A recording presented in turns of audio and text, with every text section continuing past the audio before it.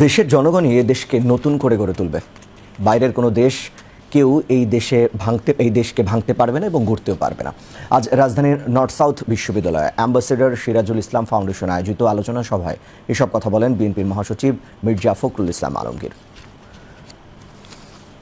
North south বিশ্ববিদ্যালয়ের উপাচার্য অধ্যাপক আব্দুল হান্নান চৌধুরীর সভাপতিত্বে আলোচনা সভায় অর্থ উপদেষ্টা ডক্টর সালেউদ্দিন আহমদ, পররাষ্ট্র সচিব মোহাম্মদ জসিমউদ্দিন, প্রধান উপদেষ্টার বিশেষ সহকারী ডক্টর আনিসুজ্জামান চৌধুরী, অর্থনীতিবিদ ডক্টর রাশেদ তিতুমির, অ্যাম্বাসেডর সিরাজুল ইসলাম ফাউন্ডেশনের সহ প্রতিষ্ঠাতা সাবরিনা ইসলাম রহমান সহ অন্যান্যরা বক্তব্য রাখেন। আলোচনা সভায় মির্জা ফখরুল ইসলাম আলমগীর বলেন, গণতন্ত্রের ধারা অব্যাহত রাখতে হবে, কারণ এর কোনো বিকল্প নেই।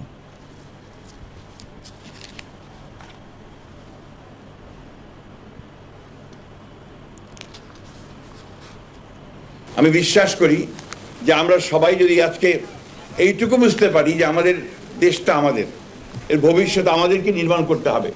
ওই আমেরিকা থেকে এসে ট্রাম্পও তৈরি করে দেবে না, বা আপনার চীন থেকে শি এসেও এটা করে দেবে না, অথবা ভারত থেকে মোদিও আমাদের ধাক্কা দিয়ে কিছু করতে পারবে না।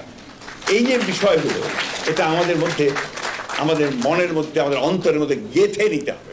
একটা কথা খুব জোর দিয়ে বলতে চাই, গণতন্ত্রের কোনো বিকল্প নেই এবং গণতন্ত্রকে চাপিয়ে দেওয়া যায় না। ইট ক্যানট বি ইম্পোজড।